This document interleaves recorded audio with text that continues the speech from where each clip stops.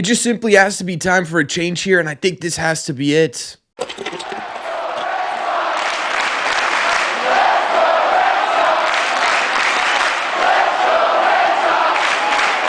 What is going on, everybody? Welcome back to Red Sea Radio. My name is Corbin, and thank you very much for clicking on this one. Look, this channel at this point has basically become a group therapy session, right? The Red Sox are miserable right now. They're lifeless. They don't have any fight in them at the moment. They're just sitting there squandering away opportunity after opportunity. And I think for most fans, it's gotten to the point now where it's something needs to change, right? They need to do something, a jolt, a spark. And for the most part, the obvious answer standing right in front of them is the idea of calling up Roman Anthony. So we're going to break all that down and why this Red Sox team needs Anthony in Boston tomorrow.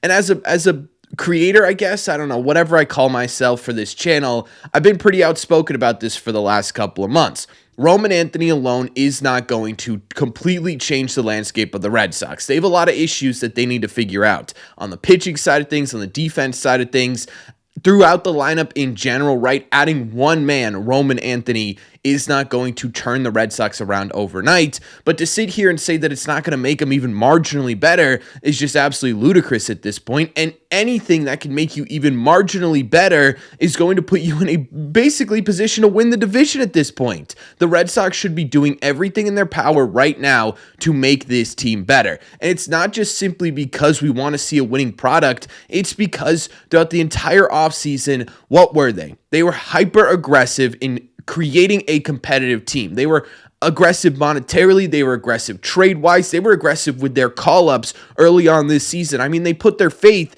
in a guy who had never played Major League Baseball before, and yet he's performing at the Major League level. They're signing this offseason, big one, in Alex Bregman, is your most valuable player on the team. Garrett Crochet looks like the pitcher that you wanted. You created a competitive team to fight for this division this offseason. You were aggressive the entire offseason, but now that the lights are on and this team is failing, essentially, right? They're not doing what they are supposed to do. They are failing on the field. The lights turn on and we're content by sitting here saying, we're just going to let this play out.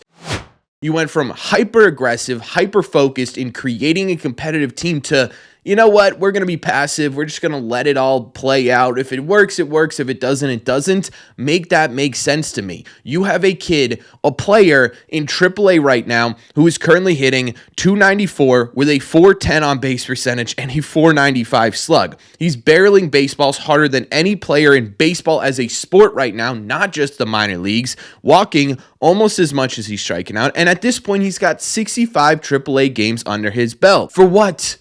Why is he still sitting down there? So we can get him more exposure against lefties? This dude right now is currently hitting left-handed pitching better than he's hitting right-handed pitching. He's destroying both of them, but he's hitting left-handed pitching better than right-handed pitching. Oh, he needs to make sure that he can handle big situations. 2 outs and runners in scoring position. Roman Anthony has an over 1,000 OPS. I think he can handle clutch situations just fine. And on top of that, he's been a perfectly competent left fielder right now. Is it the greatest defensive ability in the world? No, right? It's not. He doesn't look like prime, say, Don Rafael or prime Jackie Bradley Jr. out there, but you're not going to cringe every time that he's on the field. And if that's your excuse, what about the fact that you called up Xander Bogaerts in 2013 to help you on a World Series run when he had questionable defense according to scouts? You still won a World Series then. He certainly helped you with that. Rafael Devers got called up. His defense was always questionable.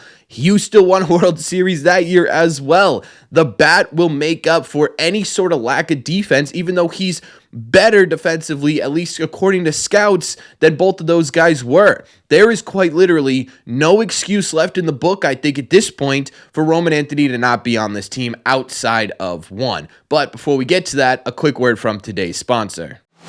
The sponsor of today's video is me. Yeah, that's right, ladies and gentlemen. Red Sea Radio's merch site is officially up and running. You can get yourself some of the coolest merch, actually, not even some of the coolest merch I've ever put out on this channel. We've got See You in the Red Seat shirts and hoodies. There's a fantastic design on the back of those things. We've got an old school throwback Red Sea Radio sweatshirt and t-shirt. We've got the classic Red Sea logo t-shirt, hats. We got all sorts of incredible really great items for you to go and purchase to support not only this channel, but Red Seat community in general. The link for these brand new merch items are going to be both in the description of this video as well as on the pinned comment section. And you can just head over to my store on YouTube and get yourself something there as well.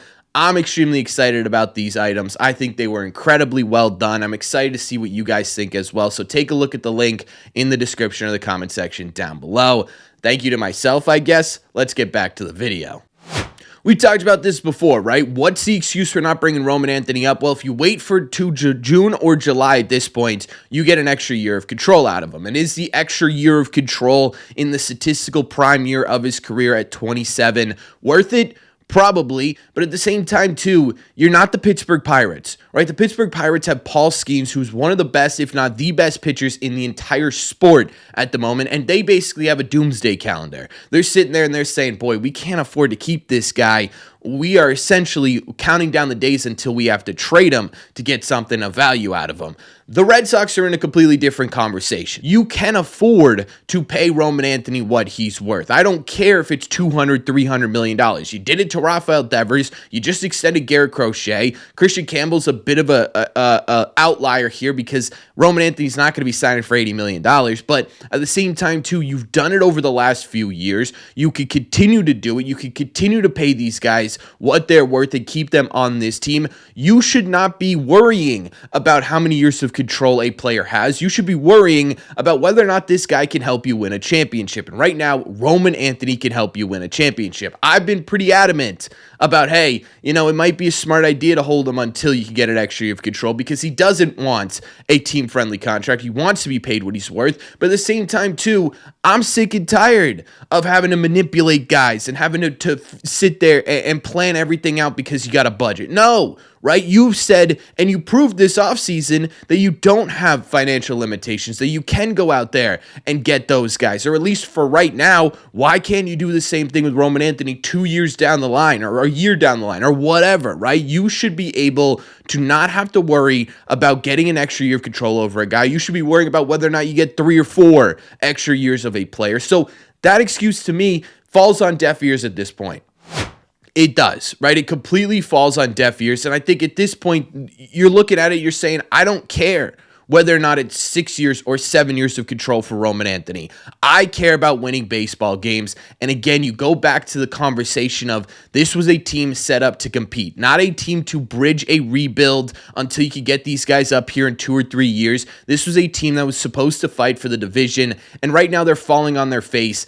This can help them change that. Again, is it going to fix everything? No, right? You still need to fix the pitching. You still need to fix the defense. You're still going to have to fix 1 through 8, whatever's left on this team. But you got a guy in, say, Don Rafaela right now in center field who's a fantastic center fielder. Don't get me wrong. One of the best defenders I've ever seen with my own 2 eyes. At the same time, he is currently hitting in his last 10 games, 184 with a 516 OPS. Overall, he's hitting 213 with a 568 OPS on the season.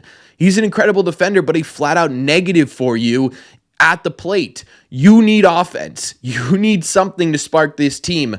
Roman Anthony is currently just wasting away in AAA.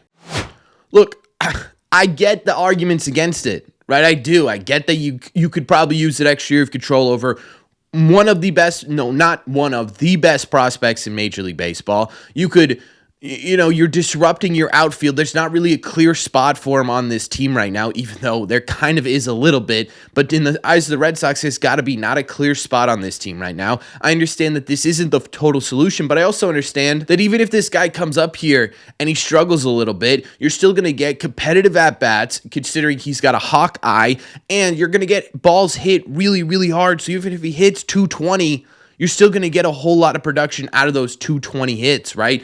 It's going to be a giant boost to this Red Sox offense. And it makes it even more important because you just lost Tristan Casas.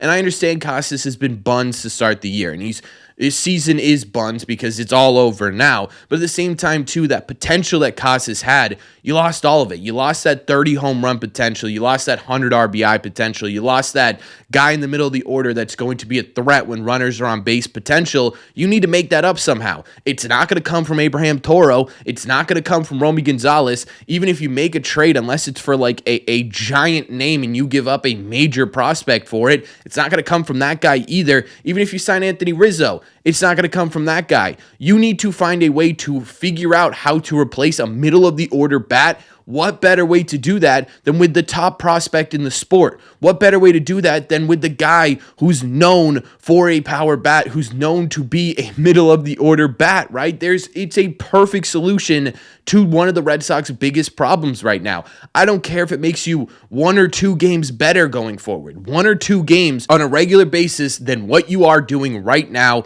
immediately makes you a contender for this division.